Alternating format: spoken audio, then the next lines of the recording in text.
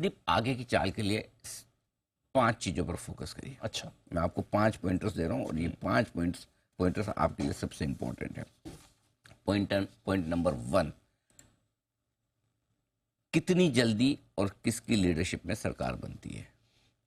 ठीक है, आमतौर पर माना जा रहा है कि 9 जून के पहले पहले सरकार का गठन हो जाएगा और पीएम मोदी के नेतृत्व में सरकार बनेगी। ये क्लैरिटी जैसे आएगी, पहला संकेत बाजार वहां से लेगा। और अगर इस क्लैरिटी में कहीं भी क्वेश्चन मार्क है कि आपके गठबंधन के दल, चाहे वो टीडीपी मान लें, नीतीश कुमार मान लें, इधर उधर होने के संकेत हो, कहीं अलग अलग पार्टी से अलग अलग संकेत आए, हमने इससे बात की, हमने उससे बात की, इससे मुलाकात की, ये अगर चीज़ें होती रहेगी तो ये बाजार को नर्वस करेगी। सो पहली क्लैरिटी बाजार को ये चाहिए कि लीडरशिप किसकी होगी। पहली क्लैरिटी पर रही, लीडरशिप किसकी होगी और किसके नेतृत्व में सरकार बनेगी, ये सबसे बड़ी चीज़ है। पहले पॉइंट पर रहिए, किसके नेतृत्व में सरकार बनेगी और कब तक बनेगी। जितनी जल्दी बनेगी और एग्जिस्टिंग लीडरशिप में बनेगी तो बाजार उसको पसंद करेगा, और अगर उसमें बदलाव होगा तो फिर झटके लगना तय है। अब संभावना कम ज़्यादा नहीं है, वो हमें पता है, लेकिन जो भी हो ये सबसे बड़ा पॉइंट है, सबसे इंपॉर्टेंट पॉइंट इमीडिएटली अगले एक आध ट्रेडिंग, आज कल के ट्रेडिंग सेशन तक के लिए ये सबसे बड़ा पॉइंट। पॉइंट नंबर 2, जैसे सरकार बनती है, अब सरकार बनने में सहयोगी दलों को कितनी मंत्रालय मिलेंगे जी, कितनी पोस्ट उन्हें मिलेगी, क्योंकि पहले की तरह तो अब होगा नहीं, ये आप मर्जी आए उतनी दें। राइट, सही मायनों में पहली गठबंधन सरकार बन रही है, क्योंकि पहले इलेक्शन में 2014 में बीजेपी को 282 सीटें मिली थी, दूसरी बार 2019 में 303 मिले थे, तो दोनों बार बीजेपी के पास पूर्ण बहुमत था। पहली बार 240 सीटों के साथ बहुमत से कम बीजेपी है, और गठबंधन की तुरंत डे 1 पर जरूरत है। तो अब आप ये नहीं कह सकते कि गठबंधन वाले इधर उधर हो भी जाए तो मुझे फर्क नहीं पड़ता, तो अब फर्क पड़ेगा।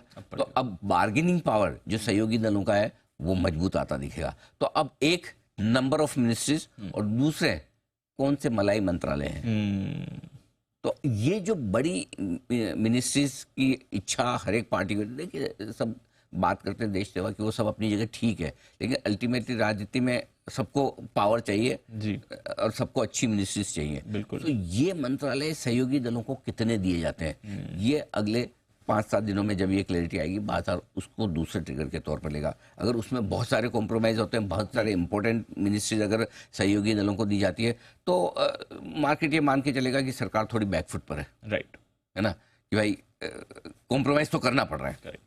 नंबर 3 जो बाजार के लिए सबसे इंपॉर्टेंट है, बजट ये डिसाइड करेगा आगे बाजार का 1, 2, 3 साल और 5 साल का डायरेक्शन।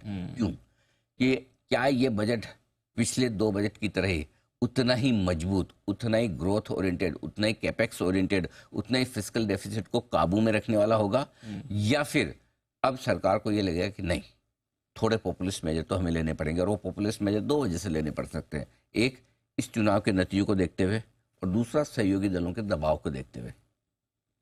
करेक्ट सर, ये 2 चीजें हैं, इस पर फोकस करेक्ट। ये 2 चीजें डिसाइड करेगी कि बजट कैसा बनेगा। और अगर मजबूत बजट निकल कर आते हैं तो ये माना जाएगा कि चलिए ठीक है, कोalition गवर्नमेंट है लेकिन है मजबूत, पहले की तरह ग्रोथ ओरिएंटेड है, फिस्कल डेफिसिट को काबू में रखने वाली है, कंट्रोल में रखने वाली है, चिंता की बात नहीं। और अगर इसमें कहीं भी थोड़ा बहुत दाएं बाएं होता है तो ये मामला मुश्किल होगा। सबसे बड़ी बात है कि एफआईज आपको इस बजट पर ही फोकस रखेंगे। नहीं, फोकस तो उनका शुरू से लेकर मिनिस्ट्री एलोकेशन पर भी होगा, आगे चलते हुए इस बजट पे भी होगा, लेकिन अल्टीमेटली चौथा और बड़ा पॉइंट है कि एफआईज क्या अपनी बिकवाली और बढ़ाएंगे। अब इस पॉइंट में कुछ और छोटे पॉइंट्स भी एलोबरेट करना चाहता हूं। देखिए, अभी तक ऑलरेडी एफआईज बिकवाली के मूड में है जी, ठीक है। एफआईज का मूड तो बेचने का ही, लगातार बेच ही रहे जी, है ना। कभी कभार मजबूरी भी बीच में आके खरीदते हैं, लेकिन कहाँ जाएंगे, यहीं आएंगे, उस चक्कर में खरीदना पड़ता है, ठीक है, कि उनको लगता है बेच की गलती है। दूसरा पॉइंट है, इन नतीजों को देखने के बाद तुरंत एफआईज भारत में आके खरीदे और बड़ा खरीदे, इसकी संभावनाएं कम हो जाती हैं। अगर कल तक बेच रहे थे तो आज आके इन नतीजों को देखने के बाद अगर मैं एफआई हूं और आज मैं नतीजों को देख कर आऊं तो आज तुरंत आकर मैं पैसा लगा दूं, ऐसा तो कोई कारण नहीं दिख रहा। करेक्ट, सही बात है। कल तक मैं इन्वेस्टेड था, आज भी रह सकता हूं, लेकिन कल तक मैं बेच रहा था तो मैं आज और बेचूंगा ही, और ना भी बेचूं तो खरीदूंगा तो नहीं। करेक्ट, तो एफआईज का जो हाथ रुका हुआ है, इन नतीजों को देखने के बाद तुरंत खरीदारी और बड़ी खरीदारी लौटने की उम्मीद बहुत कम है। ठीक है, इंडेक्स लॉन्ग पोजीशन में 13% पे बैठे हैं, वो छोटे मोटे एडजस्टमेंट हो सकते हैं, वो सीरीज में शॉर्ट कवरिंग करवा के थोड़ा बहुत तेजी कर ले करा ले, वो एक अलग चीज है, राइट। लेकिन एक बड़ी खरीदारी एफआईज की इन नतीजों के बाद आने में थोड़ा वक्त लगेगा। दूसरी चीज है, गठबंधन सरकार है और पहली बार अगर मोदी जी वापस पीएम बनकर सरकार चलाते हैं, लीड करते हैं, तो पहली बार वो गठबंधन सरकार को लीड करेंगे। अब तक उन्होंने खुल्लम अपनी सरकार चलाया है, तो वो गठबंधन सरकार के फैसले किस तरह के निकल कर आते हैं, उनकी पॉलिसीज क्या होती है, उस पर एफआईज की नजर रहेगी। मेरा ये समझना है एफआईज अगर फुल फ्लेज भारत में लौटेंगे तो वो बजट देखने के बाद लौटेंगे। सो अब से लेकर बजट तक एफआईज वेट एंड वॉच वाले मोड में ज्यादा रहेंगे। छोटी मोटी खरीदारी बिकवाली करते रहे भले, लेकिन बड़ी खरीदारी और बड़े पैमाने पर अगर एफआईज को आना है तो वो बजट के बाद ही आना है। और एक और इम्पोर्टेंट चीज है कि अभी अभी हमने रेटिंग अपग्रेड, आउटलुक को अपग्रेड होते हुए देखा, स्टेबल से पॉजिटिव किया है मूडीज ने। अब मूडीज भी रेटिंग अपग्रेड करने के पहले ये देखेगी कि सरकार का फॉर्मेशन किस तरह से होता है और बजट किस तरह से बनता है। सो अब से लेकर बजट तक की यात्रा बेहद इंपॉर्टेंट हो जाती है, एफआईज के लिहाज से भी, बाजार के लिहाज से भी। और आखिरी पॉइंट ये है जो सबसे बड़ा हमारी तीसरी महाशक्ति का है, क्या घरेलू निवेशक डटे रहेंगे या मैदान छोड़ेंगे, ये बड़ा सवाल है। देखिए, आपको क्या लग रहा है? 3 सालों में पहली बार एक बड़ा और तेज करेक्शन देखने को मिला है। Yes sir. कल 10% का, और कई सारे रिटेल इन्वेस्टर्स की तरफ से मुझे फीडबैक आ रहा था कि ये क्या हो गया, ऐसा क्या हो गया, क्योंकि इलेक्शन के वक्त 10-10% का मार्केट का ऊपर नीचे होना पहली और आखिरी बार नहीं हुआ है, पहली बार कई बार हो चुका है। लेकिन प्रॉब्लम क्या है दीप, के काफी सारे इन्वेस्टर्स ऐसे हैं जो पिछले 3-4 सालों में बाजार में घुसे हैं, उन्होंने कभी जिंदगी में इतना बड़ा और इतना शार्प करेक्शन नहीं देखा कि इंडेक्स 8-8, 10-10% लुढ़क जाए। Correct sir. ठीक है, और स्टॉक्स 20-20, 25% घट जाए।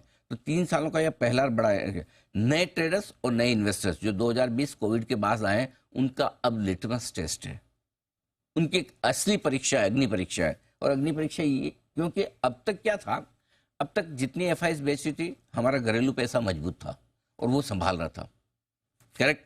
जितना बेचो, लोकल फंड है, हमारे फंड भी है, हमारे इन्वेस्टर भी खरीदेंगे, पकड़ के रखेंगे।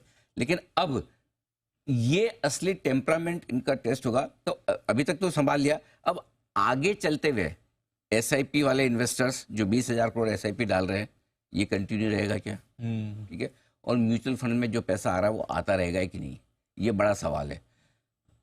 ये इस बात पे डिपेंड करेगा कि अगर मार्केट जल्दी से रिकवर हो गया तब तो ठीक, लेकिन अगर मार्केट ने थोड़ा समय लगा दिया तो घरेलू इन्वेस्टर्स वाकई में वो इन्वेस्टर हैं या माइंडसेट ट्रेडर के लेकर बैठे हैं और कह रहे हैं अपने आप को इन्वेस्टर, इसका टेस्ट आपका हो जाएगा। है ना, पहली चीज। और अगर पैसा लगाए रखना एक बात है, एसआईपी बनाए रखना दूसरी बात है, लेकिन इसके विपरीत अगर इन्वेस्टर्स और बड़े HNI investors, ultra HNI investors, family office ये सोचना शुरू कर दे कि हमें तो रिडम्पशन करना है, हमें तो पोजीशन हल्की करनी, बेचना है, ठीक है, तो मामला मुश्किल हो सकता है। तो अब सबसे बड़ा फैक्टर बाजार में पॉलिसीज, गवर्नमेंट वगैरह के से हटकर, एफआईज तो पहले भी बेच रहे थे, अब भी बेच रहे हैं और आगे भी बेचे तो अलग बात है, लेकिन अल्टीमेटली अब तक जो लोकल मनी बड़ी मजबूती से बाजार का सामना कर रही थी, वो लोकल मनी कितनी मजबूत है, ये सबसे बड़ी इंपॉर्टेंट है। ये बहुत बड़ा ट्रिगर है